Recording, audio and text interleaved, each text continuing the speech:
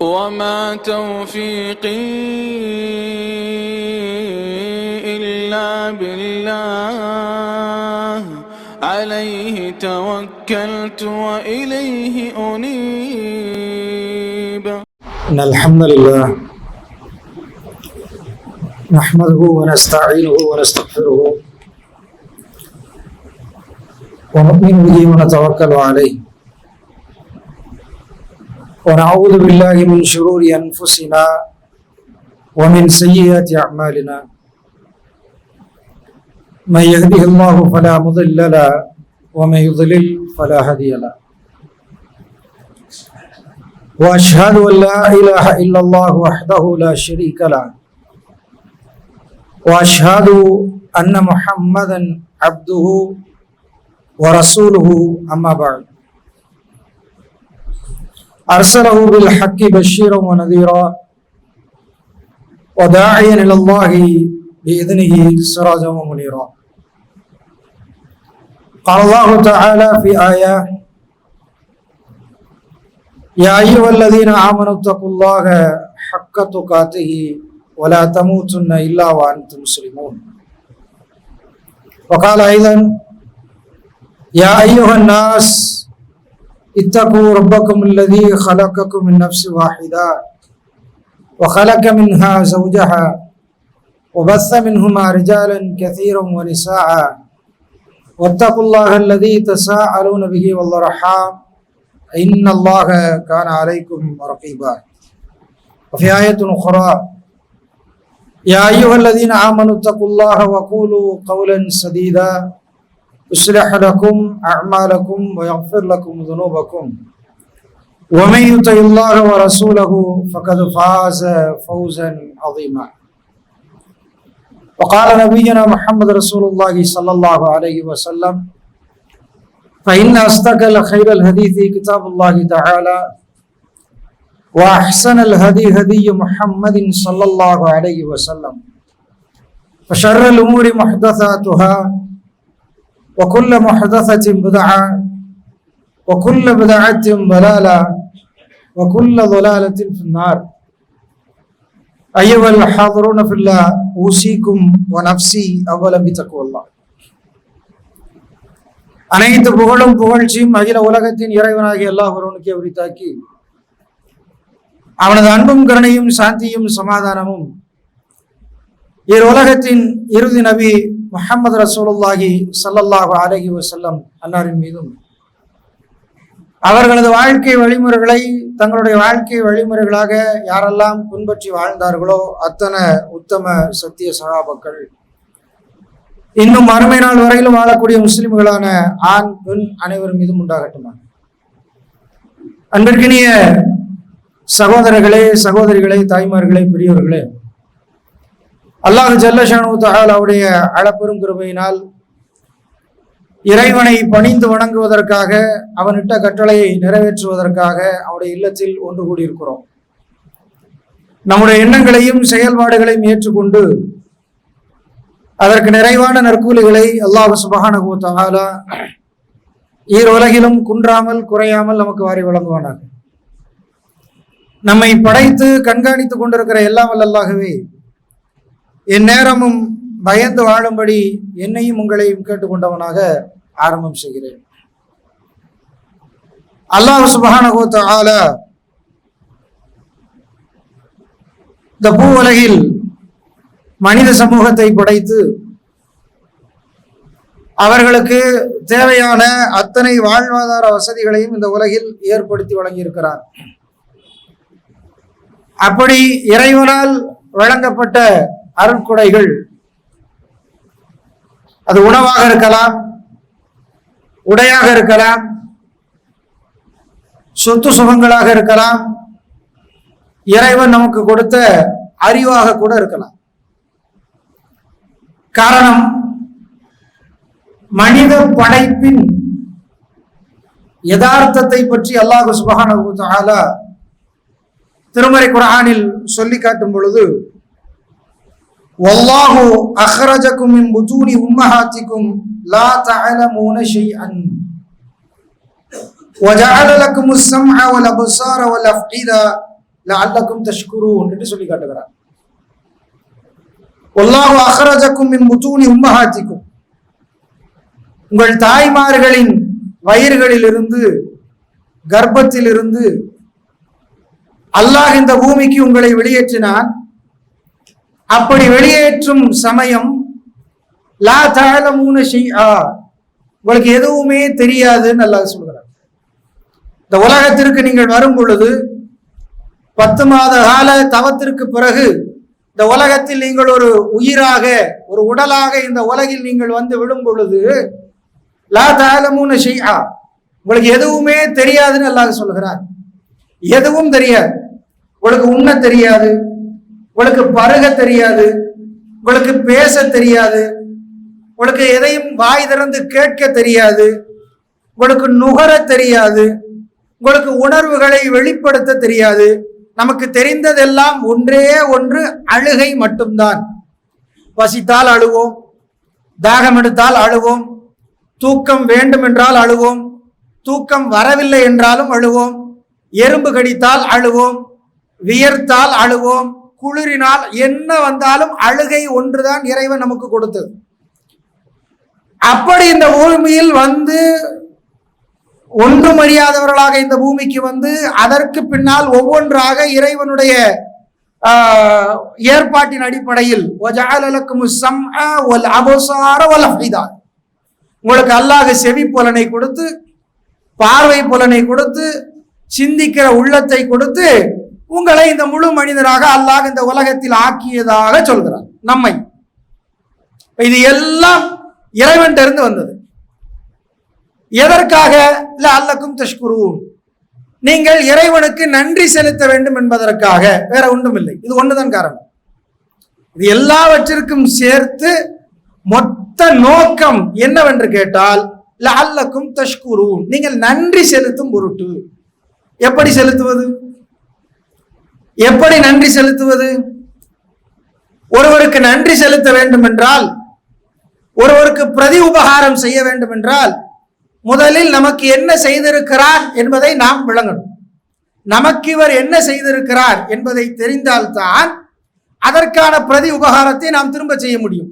இப்ப அல்லாஹ் சொல்லிவிட்டான், உனக்கு நான் காது கொடுத்திருக்கிறேன், உனக்கு நான் கண்ணு கொடுத்திருக்கிறேன், உனக்கு நான் உள்ளம் கொடுத்திருக்கிறேன், இவைகள் அனைத்தையும் வைத்து நீ சிந்தித்து பார், நீ யோசித்து பார், நீ படித்து பார், நீ கல்வியை தேடிப்பார் என்று அல்லாஹ் சுப்ஹானஹு வ தஆலா இந்த உலகில் நம்மை அனுப்பியிருக்கிறார்.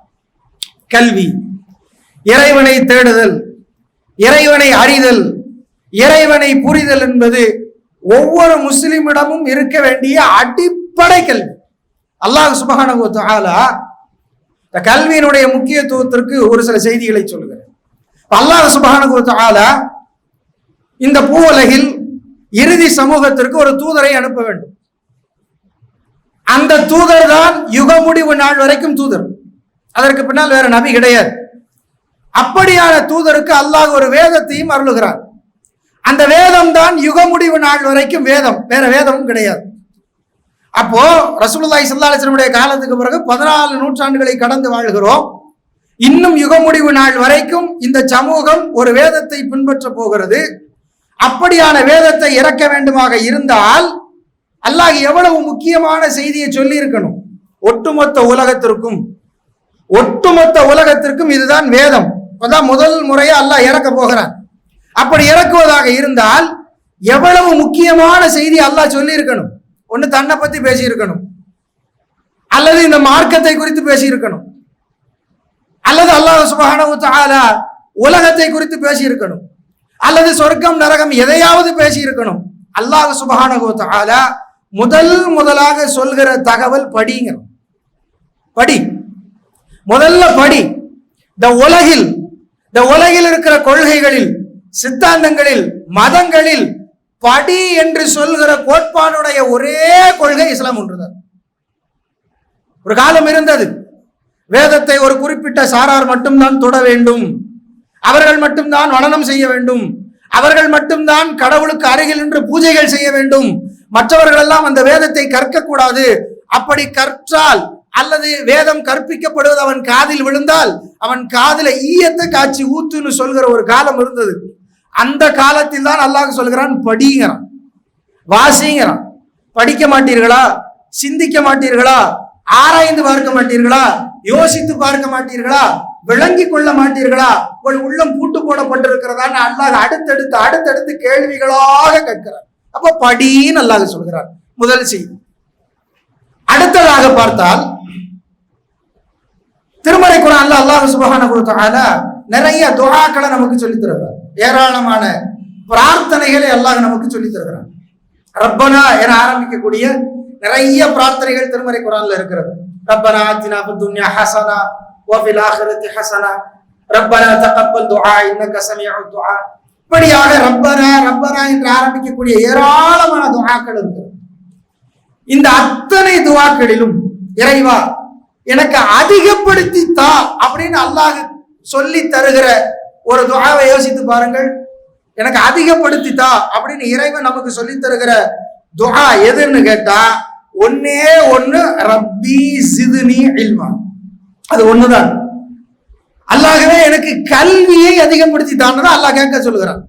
காசு பணத்தை அல்லாஹ் கேட்க சொல்லல, அல்லது பட்டம் பதவி பொருள் அதிகாரம் ஆட்சியை அல்லாஹ் கேட்க சொல்லவில்லை. எனக்கு கல்வியை அதிகப்படுத்தி தான் அல்லாஹ் கேட்க சொல்கிறான். என்ன காரணம்? கல்வி ஒருவனிடத்துல இருந்தால் மீதி எல்லாம் அவனை தேடி போய்கிட்டே இருக்கும். எனக்கு இதை மட்டும் அதிகப்படுத்தித்தான் அல்லாஹ் கேட்க சொல்லி சொல்கிறான். குல் நபியே நீங்க சொல்லுங்க, ரப்பி ஜித்னி இல்மா, அல்லாஹ்வே எனக்கு கல்வியை அதிகப்படுத்தி கொடு. 2. மூணாவதாக, இப்ப இஸ்லாத்தினுடைய சிறப்பை நாம் மற்றவர்கள்ட்ட எடுத்து சொல்வதாக இருந்தால், மார்க்கத்தை மற்றவர்களுக்கு அழைப்பு பணி செய்வதாக இருந்தால், இந்த மார்க்கத்துடைய எல்லா நன்மைகளையும் எல்லா சிறப்புகளையும் எடுத்து சொல்வோம். அதுல ஆகப்பெரிய ஒரு சிறப்பாக நாம் சொல்வது என்ன? இஸ்லாத்திற்குள்ள ஏற்றத்தாழ்வு கிடையாது, இஸ்லாத்திற்குள்ள பிறப்பின் அடிப்படையில பாகுபாடு கிடையாது, இங்க இனவெறி கிடையாது, இங்க மொழிவெறி கிடையாது, இங்க நிலவெறி கிடையாது. ஒரு அரபியை விட அரபி அல்லாதவனோ அல்லது அரபி அல்லாதவனை விட அரபியோ, கருப்பனை விட வெள்ளையனோ வெள்ளையனை விட கருப்பனோ, இங்கு யாரும் யாருக்கும் சளைத்தவர்கள் அல்ல, உயர்ந்தவர்களும் அல்ல. இதுதான் இஸ்லாத்தின் ஆக சிறந்த தத்துவம் என்று இஸ்லாத்தில் இருக்கக்கூடிய இந்த சம உரிமையை, இந்த சகோதரத்துவத்தை எல்லா இடங்களிலும் மறக்காமல் எடுத்து சொல்லுவோம். எல்லா இடங்களிலும் எல்லா காரியங்களிலும் நீங்க எந்த அமலை எடுத்தாலும் சரி, அது அமல் ரீதியாக இருந்தாலும் சரி, அல்லது உலகில் மனிதர்களை மதிப்பதாக இருந்தாலும் சரி, இந்த உலகில் எல்லோருக்கும் அல்லாஹ் சம உரிமையை, சமத்துவத்தை, சகோதரத்துவத்தை தான் கொடுக்கிறான். உண்மைதான், எல்லாவற்றிலும் கொடுக்கிற அல்லாஹ் ஒரே ஒரு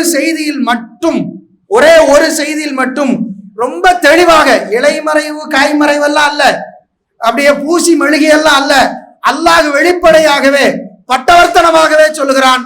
நபியே நீங்க சொல்லுங்க, குல்ஹல் யஸ்தவில்லதீன யஅலமூன வல்லதீன லா யஅலமூன், அறிந்தவர்களும் அறியாதவர்களும் சமமாவார்களான்னு கேளுங்கிறாங்க. எல்லாவற்றிலும் சமம், யாரையும் யாரும் கீழே பார்க்க கூடாது. இங்க தலையில பிறந்தவன், மார்ல பிறந்தவன், தொடையில பிறந்தவன், காலில் பிறந்தவங்கிற இந்த பாகுபாடெல்லாம் இங்க கிடையாது. இங்க நிறத்தால கிடையாது, இங்க மொழியால கிடையாது, இங்க இனத்தால கிடையாது. ஆனால் கல்வியில் அறிந்தவர்களும் அறியாதவர்களும் சமமாவார்களான்னு கேளுங்கிறான். இப்ப கேளுங்கன்னா என்ன அர்த்தம்? அங்க சமம் இல்லைன்னு அர்த்தம். 2 பேருக்கு மத்தியில பாகுபாடு இருக்கிறது. அறிந்தவர்கள் அறியாதவர்களை விட சிறந்தவர்களாக, அறிந்தவர்கள் அறியாதவர்களை விட இறைவனுக்கு மிக நெருக்கமானவர்களாக அவர்கள் கருதப்படுகிறார்கள். இன்னும் அல்லாஹ் ஒருபடி மேல போய் இன்னொரு வசனத்தில் சொல்லுகிறான், உங்களில் ஈமான் கொண்டவர்களுக்கும் கல்வி அறிவு கொடுக்கப்பட்டவர்களுக்கும் அல்லாஹ் படித்தரங்களை உயர்த்துகிறார். உங்களுக்கு மதிப்பும் மரியாதையும் எதை அடிப்படையாக கொண்டதுன்னு கேட்டா, கல்வி ஒன்றை மட்டும்தான் அடிப்படையாக கொண்டது, வேற எதுவும் இல்லை. அது என்ன கல்வி? இஸ்லாத்தினுடைய அடிப்படை, மார்க்கத்துடைய அடிப்படையை எடுத்துக்கொண்டால் கூட ஏனோ தானெல்லாம் அந்த மார்க்கத்துக்குள்ள வந்துட முடியாது. சும்மா எல்லாம் இஸ்லாத்தை ஏற்றுக்கிட முடியாது. இதுக்குன்னு ஒரு ஒரு ஒற்றை வழி கொள்கை இருக்கிறது. அல்லாஹ் சொல்லுகிறான், வணங்குவதற்கு தகுதியானவன் அல்லாஹ்தான் என்பதை தெரிஞ்சுக்கிட்டு உள்ள வாங்குறான். அறிந்து கொள், படிங்கிறான். எங்க பாப்பா முஸ்லீமாக இருந்தார், நான் முஸ்லீமாக பிறந்தேன், அப்படியே வளர்கிறேன் என்பதல்ல. எதற்கு இஸ்லாத்திற்குள் வருகிறீர்கள்? எனக்கு இஸ்லாத்தில் அந்த கொள்கை பிடிச்சிருக்கு, இந்த கொள்கை பிடிச்சிருக்கு, இது நல்லா இருக்கு, அது நல்லா இருக்கு, அதெல்லாம் இல்ல. நீ அறிந்து கொள் அப்படிங்கிறான். இந்த மார்க்கத்திற்குள் ஒரு அடியெடுத்து வைப்பதாக இருந்தால் கூட முதல்ல படிங்கிறான். எதை எடுத்தாலும் கல்விக்கு இவ்வளவு முக்கியத்துவத்தை அல்லாஹ் சுப்ஹானஹு வ தஆலா அடுக்கி கொண்டே செல்கிறான். அல்லாஹ்வுடைய தூதரும் அடுக்குகிறார்கள். அதுல வரலாற்றில் அதுக்கு ஏராளமான சான்றுகளை நாம் பார்க்கலாம். கைதிகளை விடுதலை செய்கிற அளவிற்கு இந்த கல்வி அவர்களுக்கு உதவி இருக்கிறது. சரி, இப்போ அதுல எந்த கல்வி ரொம்ப முக்கியத்துவம் வாய்ந்தது, அல்லது எந்த கல்வி ரொம்ப அதிக முக்கியத்துவம் கொடுத்து படிக்கப்பட வேண்டியது? ஏன்னா இப்போ 10, 11 ரிசல்ட் எல்லாம் வந்துருச்சு. கஷ்டப்பட்டு ராவு பகலா படிச்சு பரீட்சையெல்லாம் எழுதி பயந்துகிட்டு இருந்த பிள்ளைகள் எல்லாம் ஒரு மாதிரியா மார்க் எல்லாம் வந்து முடிச்சதுக்கு அப்புறம் இப்ப அடுத்து என்ன, இப்ப என்ன படிக்கலாம், எங்க படிக்கலாம் அப்படிங்கிற அடுத்த தேர்வு. மார்க்கை பார்த்துட்டு இந்த மார்க்குக்கு என்ன படிக்கலாம், எங்க படிக்கலாம், அல்லது இவ்வளவுதான் மார்க் போதும், நாம அடுத்து வேலை தொழில் இறங்கிடுவோம் அப்படின்னு வாழ்க்கையினுடைய அடுத்த கட்டத்தை யோசித்துக் கொண்டிருக்கக்கூடிய ஒரு வேலை. கல்வியில வாழ்க்கையின் அடுத்த கட்டத்தை யோசித்துக் கொண்டிருக்கக்கூடிய ஒரு வேலை. இந்த வேளையில கல்வியில் எதை தேர்வு செய்வது, எந்த கல்வியை தேர்வு செய்வது என்றால் மார்க்க கல்வின்னு சொல்ல மாட்டேன். மார்க்க கல்வியை தேர்வு செய்யுங்கன்னு சொல்ல போறது இல்லை. எல்லோரும் மார்க்க கல்வியை படிக்கணும்னு அவசியமும் இல்லை. எல்லாரும் படிச்சு பிறக்கிற எல்லாரும் மார்க்க கல்வியை தான் படிக்கணும்னு அவசியம் இல்லை. அல்லாஹ் சுப்ஹானஹு வ தஆலா திருமறை குர்ஆனில் சொல்கிறான், வமா கானல் முஃமினூன லியன்ஃபிரு காஃபத்தன் ஃபலௌலா நஃபருன் மின் குல்லி ஃபிர்கத்தின் மின்ஹும் தாயிஃபத்துன் லியதஃபக்கஹு ஃபித்தீன். அல்லாஹ் சொல்கிறான், நீங்கள் மார்க்கத்தை கற்பதற்காக ஒட்டுமொத்தமாக எல்லாம் கிளம்பி வர வேண்டாம். அதெல்லாம் உங்க மேல அவசியம் இல்லை. ஒவ்வொரு கூட்டத்தில இருந்து ஒவ்வொருத்தர் வந்தா போதும் அல்லாஹ் சொல்கிறார். நீங்க எல்லாரும் அப்படியே கிளம்பி ஒட்டுமொத்தமா வந்து மார்க்கத்தை கற்றுக்கங்கள்லாம் அல்லாஹ் என்ன செய்யல, சொல்லல. ஒவ்வொரு கூட்டத்திலிருந்தும் நீங்கள் ஒவ்வொருவர் வந்து மார்க்கத்தை கற்றுக்கொள்ளுங்கள் தான் அல்லாஹ் சொல்கிறான். இப்போ முதல்ல நம்ம இந்த பிரிச்சு வச்சிருக்கோம் இந்த மார்க்க கல்வி உலக கல்வி, அதுவே முதல்ல அடிப்படையில தப்பு. நாம வாழ்கிற இந்த நாடு ஒரு குஃபார் நாடாக இருக்கிறதுனால் இங்க இருக்கிற கல்வி சிஸ்டத்துக்கு தகுந்த மாதிரி நாம என்ன செஞ்சுக்கிட்டோம், அது உலக கல்வி மார்க்க கல்வின்னு ரெண்டாக பிரிச்சுக்கிட்டோம். ஆனால் ஒரு இஸ்லாமிய நாடாக இருக்கும் பொழுது, ஒரு இஸ்லாமிய கல்வி கூடமாக இருக்கும் பொழுது அங்க உலக கல்வி மார்க்க கல்விங்கிற அந்த பாகுபாடெல்லாம் அங்க கிடையாது. இருந்தாலும் நாம இருக்கிற இப்ப இந்த கல்வி சூழலுக்கு நாம் இன்னும் அதிகமாக என்னென்ன படிப்புகள் எல்லாம் இருக்கிறதோ அத்தனை படிப்புகளையும் படிக்க வேண்டியது அவசியம்தான். கல்விகள்ல ரெண்டே வகைதான் இருக்குது. மார்க்க கல்வி உலக கல்வி அல்ல. கல்விகள்ல ரெண்டு வகைதான். ஒண்ணு பயன் தருகிற கல்வி, இன்னொன்னு பயன் தராத கல்வி. அவ்வளவுதான். ஒண்ணு பயன் தருகிற கல்வி, இன்னொன்னு பயன் தராத கல்வி. அல்லாஹ்வுடைய தூதர் ஸல்லல்லாஹு அலைஹி வஸல்லம் அவர்கள் அல்லாஹ்விடத்திலே அதிகமாக கேட்கிற பிரார்த்தனைகளில் ஒன்று, ஒரு 4 விஷயங்கள்ல இருந்து ரசூல் ஸல்லல்லாஹு அலைஹி வஸல்லம் அவர்கள் அல்லாஹ் கிட்ட பாதுகாப்பு தேடுவாங்க. அடிக்கடி நிறைய துவா கேட்பாங்க. அந்த நிறைய துவாக்கள்ல ஒண்ணு 4 விஷயங்கள்ல இருந்து அல்லாஹ்வுடைய தூதர் இறைவனிடத்திலே பாதுகாப்பு தேடுவார்கள். அல்லாஹும்ம இன்னி அஊது பிக மினல் அர்ப, இறைவா 4 விஷயங்களை விட்டும் நான் உன்னிடம் பாதுகாப்பு தேடுகிறேன் அப்படின்னு அல்லாஹ்வுடைய தூதர் தேடுகிறார்கள். அதுல ஒண்ணு என்னன்னு கேட்டீங்கன்னா, மின் இல்மின் லா யன்ஃபா, பயன் தராத கல்வி. பயன் தராத கல்வி எனக்கு வேண்டாம். எனக்கு ஒரு கல்வி நான் அறிந்து கொள்வதாக இருந்தால், நான் தெரிந்து கொள்வதாக இருந்தால் அது எனக்கு பயன் தரணும். ஒரு தீப்பெட்டி இருக்கிறது. இந்த தீப்பெட்டி எடுத்து பொருத்தி இதை மெழுகு திரியில வச்சா இது இந்த அறைக்கு வெளிச்சம் கொடுக்கும் என்றால் அது எனக்கு பயன் தருகிற கல்வி. அதே தீக்குச்சியை வெட்டி ஒரு வீட்டு கூரையில வச்சா, ஒரு வைக்கப்படத்துல போய் வச்சா, அல்லது வேற ஏதாவது பொருட்கள்ல போய் வச்சா அது பயன் தருகிற கல்வியா? அல்ல. அப்ப கல்வி ரெண்டு தான். ஒண்ணு பயன் தருகிற கல்வி, இன்னொன்னு பயன் தராத கல்வி. அல்லாஹ்வுடைய தூதர் சொல்லுகிறார்கள், அல்லாஹ்வே எனக்கு பயன் தராத கல்வி வேண்டாம். நான் எதை படிப்பதாக இருந்தாலும் அந்த கல்வி எனக்கு இந்த உலக ரீதியாகவோ என் ஈமானை நான் வளப்படுத்திக் கொள்வதற்கோ அது எனக்கு பயன் தர வேண்டும். அப்படியான கல்விகளை தேடி தேடி படியுங்கள். படிப்பதற்கு மார்க்கம் எங்கேயுமே தடையே சொல்லல. எங்கேயாவது தடை சொல்கிறதா? டாக்டருக்கு படிக்காத, அல்லது இன்ஜினியரிங் படிக்காத, அல்லது வேற எந்த ஃபீல்டு என்ன படிப்பாக இருந்தாலும் எந்த படிக்க வேண்டாம்னு ஏதாவது படிப்புக்கு தடை இருக்கிறதா மார்க்கத்துல? இல்லையே, இல்லையே. ஆன்மீகத்தை மட்டும்தான் இஸ்லாம் போதிக்கிறதா? ஆன்மீகவாதிகளுக்கு மட்டும்தான் இஸ்லாம் வழிகாட்டுகிறதா? அல்லது குர்ஆன் ஆன்மீகத்தை மட்டும்தான் மக்களுக்கு போதிக்கிறதா? இல்லையே. இல்லையே. குர்ஆனை எடுத்து வாசித்தால், குர்ஆனை திறந்து பார்த்தால் அது அதிசயிக்கத்தக்க அறிவியல் செய்திகளும், விண்ணியல் செய்திகளும், புவியியல் செய்திகளும், பொருளியல் செய்திகளும், வணிகவியல், என்னென்ன பாடம் இருக்கிறதோ எல்லா பாடத்திற்கான அடிப்படைகளும் குர்ஆன்ல இருக்குது. வாங்கின கடனை, கொடுக்கிற கடனை எழுதி வைன்னு சொல்லுகிற ஒரு வேத நூலை காட்டுங்க. நீ இன்னொருத்தருக்கு கடன் கொடுத்தா அந்த கடனை எழுதி வை அப்படின்னு சொல்லுகிற குர்ஆன் அல்லாத இன்னொரு வேத நூலை சொல்லுங்க பார்ப்போம். நீ கடன் கொடுக்கறத கூட எப்படி கொடுக்கணும், ஒன்னு கொடுக்கல் வாங்கலை கூட சொல்லி தருகிறது வேதம்.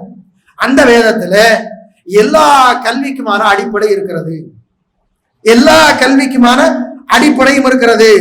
அந்த அடிப்படையை புரிந்து கொண்டு எல்லா கல்விகள்ல உங்களுக்கு என்ன கல்வி பிடிச்சிருக்கிறதோ, நீங்க எந்த கல்வியை தேர்வு செய்றீங்களோ அதை படிக்கலாம். அதை படித்து இந்த சமூகத்திற்கு நீங்கள் பயனளிக்கலாம் அந்த கல்வியை கொண்டு. சகாபாக்களை யோசித்து பாருங்க. இப்ப சகாபாக்கள் காலத்தை நம்ம என்னன்னு சொல்றோம்? சகாபாக்கள் வாழ்ந்த காலத்தை என்னன்னு சொல்றோம்? அறியாமை காலம் அப்படிங்கிறோம். இஸ்லாம் முதலாக அல்லாஹ்வுடைய தூதர் சகாபாக்களுக்கு எடுத்து சொல்லுகிற அந்த காலத்தை பற்றி சொல்லும் பொழுது அறியாமை காலம் அப்படின்னு சொல்றோம். அறியாமை காலம்னா என்னது? சாப்பிட தெரியாம இருந்தாங்களா? குடிக்க தெரியாம இருந்தாங்களா? ஆடை அணிய தெரியாம இருந்தாங்களா? பேச தெரியாம இருந்தாங்களா? பயணம் பண்ண தெரியாம இருந்தாங்களா? எல்லாம் தெரியும். அப்பயே அது அறியாமை காலமா போச்சு. இத்தனைக்கு மக்கா மிகப்பெரிய வியாபார ஸ்தலம், மிகப்பெரிய வியாபார நகரம். இஸ்லாமியர்களின் ரத்தத்தில் ஊறியது ரெண்டு வகையான தொழில்தான். அடிப்படையில் இஸ்லாமியர்கள் ரத்தத்துல ஊறியது தொழில் ரெண்டு தான். ஒன்னு வியாபாரம், இன்னொன்னு விவசாயம்.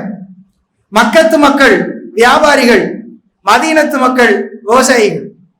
இந்த ரெண்டும் இஸ்லாத்தின் முஸ்லிம்களின் ரத்தத்தில் அடிப்படையிலேயே ஊறிய தொழில். இந்த ரெண்டுமே அவ்வளவு பெரிய அறிவாளியாக இருந்தவர்கள். அந்த காலத்திலேயே 14 நூற்றாண்டுகளுக்கு முன்னாலேயே பாலைவனத்துல பாதையை கண்டுபிடிச்சு நட்சத்திரங்களை வைத்து பாதையை தேர்வு செய்து கடல்களிலும் பாலைவனத்திலும் பயணம் செய்தார்கள் என்றால் எவ்வளவு அறிவு இருந்திருக்கணும், எவ்வளவு அறிவு இருந்திருக்கணும். இன்னைக்கு ஒரு ஊருக்கு போனோம்னா என்ன செய்யணும்? இன்னைக்கு கையில கூகுள் மேப் இருக்குது, செல்போன் இருக்குது. அப்படியே மேப் பார்க்க தெரியலனாலும் போன் போட்டு எல்லார்ட்டையும் கேட்கலாம். மேப்பையும் பார்த்து போக முடியாது. நீங்க மேப்பை பார்த்தே போக முடியாது. நீங்க பஸ் ஸ்டாண்டுன்னு போட்டு மேப்பை காமிச்சு மேப்ல போட்டு போனீங்கன்னா அங்க பஸ் ஸ்டாண்ட் இருக்காது, வேற என்ன மாதிரி இருக்கும். கூகுள் மேப்பை இன்னைக்கு தப்பா சொல்லுது. போன் ஒரு புது ஊருக்கு போனோம்னா 10 தடவை போன் போடுறோம். இந்த முக்குக்கு வந்துட்டீங்களா, ஏத்தாப்புல அந்த கடை தெரியுதா, அதுல இருந்து நேரா உள்ளவா. அங்க வந்துட்டீங்களா, அங்க ஒரு ஆட்டோ ஸ்டாண்ட் இருக்கும், அவங்கள்ட்ட கேட்டு உள்ளவாங்க. இங்க வந்துட்டீங்களா, அங்க வந்துட்டீங்களா. ஒரு ஊருக்கு புதுசா ஒரு ஊருக்கு போறதாக இருந்தாலே நமக்கு இவ்வளவு திணறல். இந்த செல்போனு இவ்வளவு இன்டர்நெட் வந்த காலத்திலே இருக்குன்னா, எதுவுமே இல்லாத காலத்துல வெறும் வானத்தை பார்த்து எதுவுமே இல்லாத காலத்துல பாலைவனத்திலையும் கடல்லையும் பயணம் பண்ணியிருந்தாங்கன்னா எவ்வளவு அறிவு இருந்திருக்கணும், எவ்வளவு அறிவு அவங்கள்ட்ட இருந்திருக்கணும். இந்தியாவுக்கு இஸ்லாம் எப்படி வந்தது? இந்தியாவுக்குள்ள இஸ்லாத்தை கொண்டு வந்தவர்கள் யார்? சகாபாக்கள் வாயிலாகத்தானே வந்தது. அவர்கள் வியாபாரத்திற்காக வந்து இறங்கியது தானே இந்த இஸ்லாம் நமக்கு வந்து சேருவதற்கு அடிப்படையாக இருந்தது. அப்ப எவ்வளவு அறிவு வந்திருக்கணும். அப்ப ஏன் அறியாமை காலம்னு சொல்றோம்? இவ்வளவு அறிவாக இருந்தவர்கள், பயணம் செய்ய தெரிந்தவர்கள், கப்பல் ஓட்ட தெரிந்தவர்கள், பாலைவனத்தில் செல்ல தெரிந்தவர்கள், வியாபாரத்தில் அனைத்து நுணுக்கங்களையும் தெரிந்தவர்கள், பல நாடுகளுக்கு போய் வியாபாரத்தை செய்தவர்கள் வாழ்ந்த காலத்தை அறியாமை காலம்னு ஏன் சொல்றோம்? நீ எந்த கல்வியை படிப்பதாக இருந்தாலும், நீ எவ்வளவு ஆற்றல் உள்ளவனாக இருந்தாலும், இறைவனை பற்றி தெரியலன்னா நீ அறியாமையில தான் இருக்கிறாய்.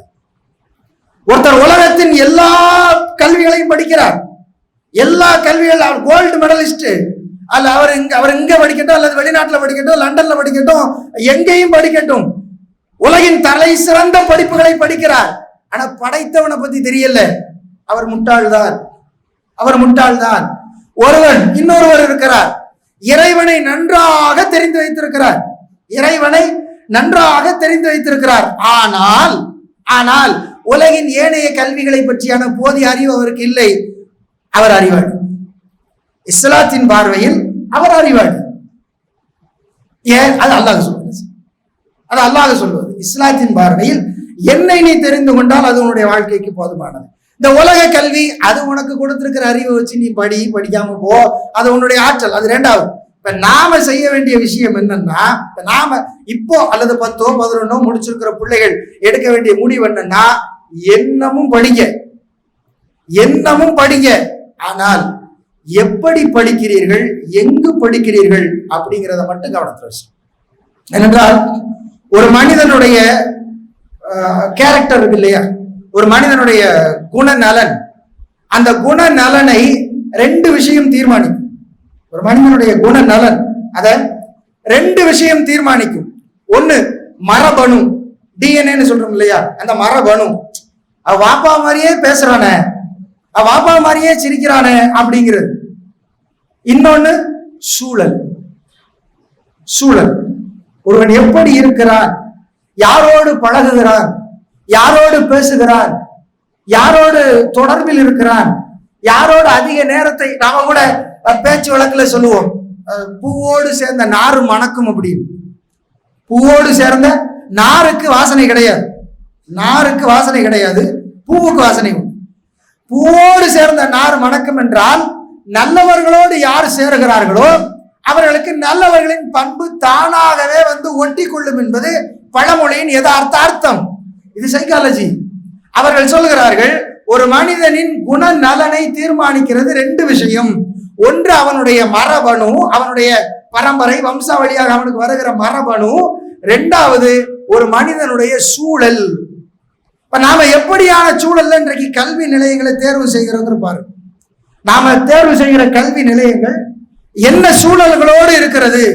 அங்க ஸ்விம்மிங் பூல் இருக்குதா, அங்க டென்னிஸ் கோர்ட் இருக்குதா, அங்க பேஸ்கெட் பால் இருக்குதா, அங்க வாலிபால் இருக்குதா, ஃபுட்பால் இருக்குதா, அது அத்லெட்ல எந்த அளவுக்கு முக்கியத்துவம் கொடுக்குறாங்க, அது காம்படிஷன்ல போட்டிகள்ல கலந்துக்கிறதுக்கு எவ்வளவு முக்கியத்துவம் கொடுக்குறாங்க, அதையெல்லாம் தாண்டி அங்க போனா என் ஈமான பாதுகாத்துக்கிட முடியுமா, என் தொழுகையை பேண முடியுமா, என் தாடியை பேண முடியுமா, என் ஒழுக்கத்தை பேண முடியுமா, என் கற்பை பேணிக்கொள்ள முடியுமா, அப்படியான கல்வி நிலையங்களை தேடணும். இன்னைக்கு அது ரொம்ப கம்மி.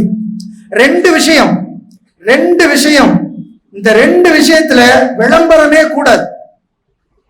2 விஷயம், 2 வகையான தொழில்னே வச்சுக்கோங்க, நீ தொழிலாவே மாறிடுச்சு. 2 வகையான தொழில், இதுல விளம்பரமே கூடாது. விளம்பரம் செய்தால் அது போலின்னு அர்த்தம். ஒண்ணு கல்வி, இன்னொன்னு மருத்துவம். இது 2க்கும் விளம்பரமே தேவையில்லை. எதுக்கு தேவை? நான் நல்ல கல்வி சொல்லிக் கொடுக்கேன், நான் நல்ல கல்வி, என்கிட்ட வா. தேவையா? நீ நல்லா சொல்லி கொடுத்தா ஊர்ல இருக்க எல்லாருக்கும் தெரியும், அவன் ஆட்டோமேட்டிக்கா வந்து சேருவான்.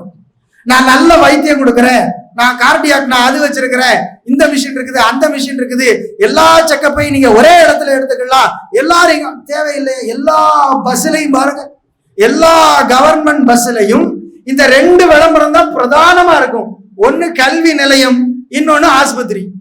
எல்லா பஸ்ஸுக்கு பின்னாலேயும் ஹார்ட் படம் போட்டிருக்கு. ஏன்? நான் நல்ல வைத்தியம் பார்க்கிறேன், என்கிட்ட வா. எல்லா பஸ்ஸுக்கு பின்னாலையும் ஸ்கூல் விளம்பரம் இருக்குது, நான் நல்ல கல்வி சொல்லித்தரேன், என்கிட்ட வா. சரி, நல்ல கல்வி சொல்லித்தரேன்னு சொல்லுகிறவர்களுடைய விளம்பரங்களை பார்த்தால் கல்விக்குன்னு எழுதுற பாயிண்ட் 1-2 தான் இருக்கு. கல்வின்னு எழுதுற பாயிண்ட் 1-2 தான் இருக்கு. அதுக்கு கீழே இருக்கிற பாயிண்ட ஃபுல்லா பார்த்தா ஸ்விம்மிங் பூலு, இத மாதிரி பேஸ்கெட்டு, கிரிக்கெட்டு, அது இதுன்னு விளையாட்டு தான் அதிகமாக இருக்குதே ஒழிய கல்வி அங்க ரொம்ப குறைவாகத்தான் இருக்கிறது. அன்பிற்கிடையவர்களே, எந்த கல்வியையும் படியுங்கள், அந்த கல்வியினுடைய சூழலை இஸ்லாமிய சூழலாக மாற்றி படியுங்கள். இஸ்லாமிய சூழலோடு இந்த கல்வியை சேர்த்து படிக்கும் பொழுது நமக்கு கிடைக்கிற பலன், உங்க புத்தகம் ஒரு பக்கம் இருந்தா, நீங்க படிக்கிற புத்தகம், நீங்க மருத்துவமோ இன்ஜினியரிங்கோ அல்லது வேற என்ன படிப்போ படிக்கிறீங்க, அப்படி படிக்கும் போது ஒரு புறம் உங்கள் புத்தகமும் இன்னொரு புறம் இறை வேதமும் இருந்தால் அதில் கிடைக்கிற பலன் என்ன தெரியுமா? அதில் எண்ணிலடங்காத பலன் கிடைக்கிறது. இப்ப ஒருத்தர் மருத்துவத்துறை எடுத்து படிக்கிறார் வைங்க, ஒரு டாக்டருடைய மேசையில குர்ஆன் இருக்கிறது என்றால், அல்லது ஒரு எம்பிபிஎஸ் மாணவனுடைய மேசையில குர்ஆன் இருக்கிறது என்றால் அவனுக்கு கிடைக்கிற அந்த பலன்கள் அது அளப்பரிய பலன். ஒரே ஒரு செய்தி அல்லாஹ் சுப்ஹானஹு வ தஆலா உதாரணமாக சொல்லி காட்டுகிறேன். திருமறை குர்ஆன்ல இறைவன் சொல்லி ஏராளமான செய்திகள் இருக்கிறது. மருத்துவத்திற்காக இறைவன் திருமறை குர்ஆன்ல சொல்கிற ஒரே ஒரு செய்தியை பாருங்கள். மனித படைப்பினுடைய ஆரம்ப நிலையை குறித்து அல்லாஹ் சுப்ஹானஹு வ தஆலா திருமறை குர்ஆனில் சொல்லித் தருகிறான். வலகத் ஹலகனல் இன்சான மின் சுலாலத்தின் மின் தீன்.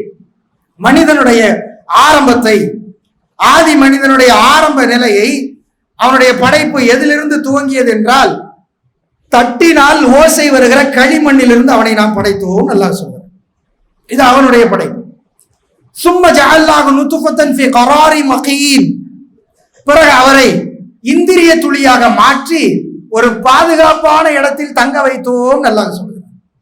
சும்ம خلقنا النطفة علقة فخلقنا العلقة مضغة فخلقنا المضغة عظاما فكسونا العظام لحما ثم أنشأناه خلقا آخر فتبارك الله أحسن الخالقين. பின்னர் அந்த இந்திரிய துளி ஒரு சதை துண்டாக மாற்றப்பட்டது. அந்த சதை துண்டு எலும்பாக மாற்றப்பட்டது. அந்த எலும்புக்கு மேல் கூடுதலாக ஒரு சில சதைகளை கொடுத்து சும்மா அன்ஷஅனாஹு ஹல்கன் ஆகர், அவனை மனிதன் என்று சொல்கிற ஒரு படைப்பாக நான் மாற்றினேன் அல்லாஹ் சொல்கிறான். எப்படி? இந்திரிய துளி, அடுத்ததாக இரத்த கட்டி, அப்புறம் எலும்பு, அப்புறம் சதை, எலும்புக்கு மேல சதை, இந்த சதையெல்லாம் போர்த்தியதற்கு பின்னால் அவன் முழு மனிதனாக வருகிறான் என்பதை திருமறை குர்ஆன் சொல்கிறது. இந்த திருமறை குர்ஆனோடு சேர்த்து அவனுடைய கல்வியை படிக்கும் பொழுது அதுல கிடைக்கிற பலனை பாருங்கள், அதுல கிடைக்கிற அந்த அளப்பரிய பலனை பாருங்கள். இப்படி ஒவ்வொரு துறையை எடுத்துக்கொண்டாலும் அத்தனை துறையிலும் ஈமானை வளர்த்துக் கொள்வதற்கான வழிவகைகள் உண்டு. இன்னும் அல்லாஹ் சொல்லுகிறான் திருமறை குர்ஆனில், வமினன் நாசி வத்தவாபி வல் அன்ஆமி முக்தலிஃபுல் அல்வானுஹு கதாலிக இன்னமா யக்ஷல்லாஹ மின் இபாதிஹில் உலமா. மனிதர்களிலும் கால்நடைகளிலும் அந்த கால்நடைகளில் நிறங்கள் மாறுபடுவதிலும் அறிவுடைய மக்களுக்கு அத்தாட்சி இருக்கிறது.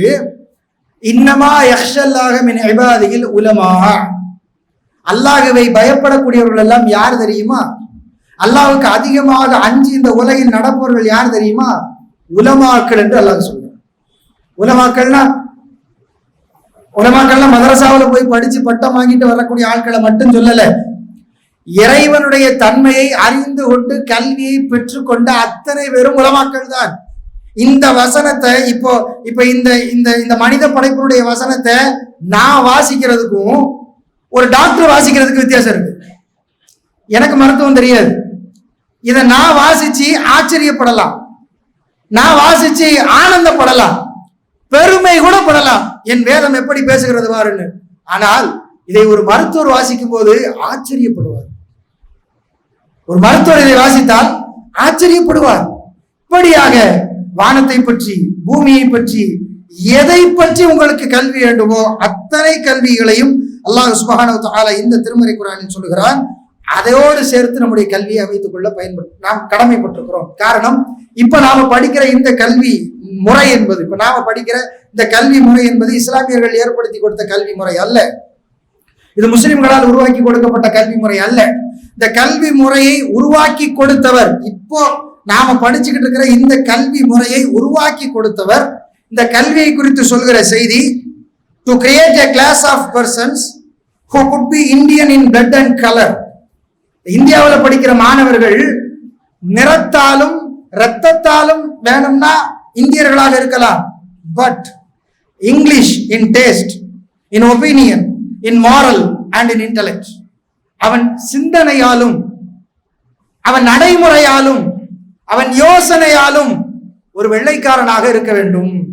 நாம படிக்கிற இந்த மெக்காலே கல்வி திட்டம் இருக்குது இல்லையா, இந்த கல்வி திட்டத்தை உருவாக்கிய மெக்காலே 1835 சொன்ன செய்தி, நாம் உருவாக்குகிற இந்த மாணவர்கள் இரத்தத்தாலும் நிறத்தாலும் மட்டும்தான் இந்தியனாக இருக்க வேண்டுமே ஒழிய அவன் சிந்தனையும் செயலும் எண்ணமும் போக்கும் அவன் ஒரு ஆங்கிலேயனாகத்தான் இருக்க வேண்டும் என்று இந்த கல்வி முறையை உருவாக்கியவர் சொல்கிறார். ஆக இந்த கல்வியை படிக்கும் பொழுது அல்லது மேற்கல்விக்கு செல்லும் பொழுது எதை வேண்டுமானாலும் படியுங்கள், பயன் தருகிற எந்த கல்வியை வேண்டுமானாலும் படியுங்கள். ஆனால் வெள்ளைக்காரனாக மாறிவிடாதீர்கள், வெள்ளைக்காரனுடைய சிந்தனையை உள்ளே புகுத்தி விடாதீர்கள், வெள்ளைக்காரனோடு கைகோர்த்து விடாதீர்கள். இஸ்லாம் அதில் எங்கு மிளறுகிறது, குர்ஆன் அதில் எங்கு மிளறுகிறது, இறைவன் அங்கு எங்கு தனித்துவமாக தெரிகிறான் என்பதை உணர்ந்து இதோடு சேர்த்து கல்விகளை அமைத்துக் கொள்ளுங்கள். அப்படியான கல்விகளை பெறுகிற நல்ல மக்களாக அல்லாஹ் நம் எல்லோரையும் ஆக்கி அருள் புரிவாராக. ரப்பனா ஆத்தினா ஃபித் துன்யா ஹஸனா வ ஃபில் ஆখিরাতি ஹஸனத்தன் வ கினா அஸாபன்னார்.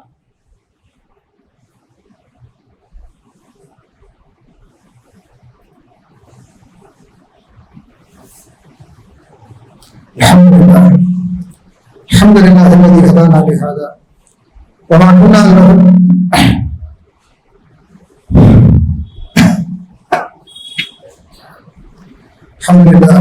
அன்பிற்கினிய சகோதரர்களே, சகோதரிகளே, தாய்மார்களே, அல்லாஹ் ஜல்ல ஷானஹு தஆலாவுடைய அழைப்பின் பெருமையினால் கல்வி பணியில் நாம் மேற்கொண்டு படிக்க வேண்டிய கல்வி முறைகள் என்ன என்பதை திருமறை குர்ஆனுடைய வசனங்களின் மூலமாகவும் திருத்தூதருடைய வழிகாட்டுதல் மூலமாகவும் பார்த்திருக்கிறோம். கேட்டதின் அடிப்படையில் செயல்படுத்தக்கூடிய நல்ல மக்களாக அல்லாஹ் நம்ம எல்லோரையும் ஆக்கி அருள் புரிவானாக.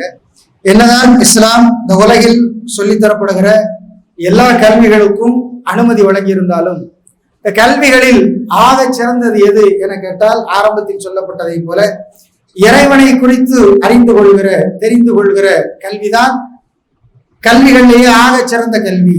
அதற்கு ஏராளமான நன்மைகளும் அதற்கு நிறைய வெகுமதிகளும் அது இம்மையிலும் சரி மறுமையிலும் சரி அல்லாஹ் சுப்ஹானஹு வ தஆலா வாரி வாரி வழங்குகிறான். அதை குறித்து ரசூலுல்லாஹி ஸல்லல்லாஹு அலைஹி வஸல்லம் அவர்கள் சொல்லி காட்டுகிறார்கள். மன் சலக தரீகன் யத்லுபு ஃபீஹி இல்மன் சலகல்லாஹு பிஹி தரீகன் மின் துர்கில் ஜன்னah. இந்த உலகில் யார் ஒருவர் இறைவனை பற்றியான கல்வியை அறிந்து கொள்வதற்காக ஒரு பாதையில் பயணம் செய்கிறாரோ அவர் சொர்க்கம் செல்வதற்கான பாதையை இலகுவாக்கி தருவதாக அல்லாஹ் சுப்ஹானஹு வ தஆலா சொல்லி தருகிறான். வ இன்னல் மலாயிகத லதலஉ அஜ்னஹதஹா அரதல் லிதாலிபில் இல்ம். அந்த கல்வியை கற்றுக்கொள்கிற படிக்கிற மாணவர்களுக்காக மலக்குமார்கள் தங்கள் ரெக்கைகளை அவர்கள் மீது விரித்து அவர்களை பாதுகாப்பதாக அல்லாஹ்வுடைய தூதர் ஸல்லல்லாஹு அலைஹி வஸல்லம் அவர்கள் சொல்லுகிறார்கள். இன்னும் சொல்கிறார்கள், வ இன்னல் ஆலிம லயஸ்தக்ஃபிரு லஹு மன் ஃபிஸ் ஸமாவாதி வ மன் ஃபில் அர்தி வல் ஹைதானு ஃபில் ஜௌஃபில் மா. ஒரு மார்க்க கல்வி கற்றுக்கொள்கிற ஒரு ஆலிமுக்கு வானங்களிலும் பூமியிலும் கடல்களில் உள்ள மீன்கள் எல்லாம் அவருக்காக பிரார்த்தனை செய்வதாக அல்லாஹ்வுடைய தூதர் ஸல்லல்லாஹு அலைஹி வஸல்லம் அவர்கள் சொல்லித் தருகிறார்கள்.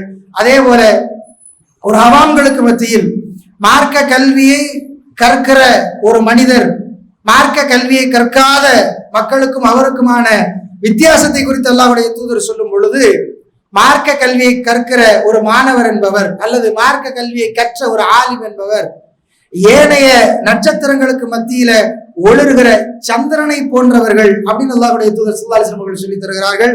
ஹதீஸினுடைய இறுதியாக அல்லாஹ்வுடைய தூதர் சொல்வது, இன்னல் உலமா வரஸத்துல் அன்பியா. உலமாக்கள் என்பவர்கள், ஆலிம்கள் என்பவர்கள் நபிமார்களின் வாரிசுகளாக இருக்கிறார்கள். நபிமார்கள் இந்த உலகில் தீனாரையோ திர்ஹமையோ தங்களுடைய வாரிசுரிமை சொத்தாக விட்டு செல்வதில்லை. மாறாக அவர்கள் இந்த உலகில் வாரிசாக விட்டு செல்வதெல்லாம் ஆலிம்களைத்தான், கல்வியைத்தான் விட்டு செல்வதாக அல்லாஹ்வுடைய தூதர் ஸல்லல்லாஹு அலைஹி வஸல்லம் அவர்கள் சொல்லித் தருகிறார்கள். ஆகவே ஏனைய கல்விக்கு என்ன முக்கியத்துவம் கொடுக்கிறோமோ அதே போன்ற ஒரு முக்கியத்துவத்தை மார்க்க கல்விக்கும் வழங்கி அதிலும் தேர்ச்சி பெற்றவர்களாக, பிரசித்தி பெற்றவர்களாக, அதிலும் ஒளிரக்கூடியவர்களாக, விளரக்கூடியவர்களாக மாறி நாமும் பயன்பெற்று இந்த சமூகத்தையும் வழி நடத்துகிற நல்ல மக்களாக அல்லாஹ் நம்ம எல்லோரையும் ஆக்கி அருள் புரிவானாக. அகூலு கௌலி ஹாதா அஸ்தக்ஃபிருல்லாஹ் லி வ லக்கும் வஸ்தக்ஃபிரு அன்னி வ அன்கும் வ அன் ஸாயிரில் முஸ்லிமீன வல் முஃமினீன அஜ்மஈன் இன்னஹு கஃபூர் ரஹீம். ரப்பனா லா துஸிக் குலூபனா பஅத இத் ஹதைதனா வ ஹப் லனா மின் லதுன்க ரஹ்மான் இன்னக அன்தல் வஹ்ஹாப். யா முகல்லிபல் குலூப் ஸபித் குல்பனா அலா தீனிக் யா முஸர்ரிஃபல் குலூப் ஸரிஃப் குல்பனா அலா தஆத்திக். اللهم اعز الاسلام والمسلمين واذل الشرك والكفرة والمشركين فانصرنا على القوم الكافرين. ان الله يأمر بالعدل والاحسان وايتاء ذي القربى وينهى عن الفحشاء والمنكر والبغي يعظكم لعلكم تذكرون ولذكر الله اكبر والله يعلم وانتم لا تسمعون.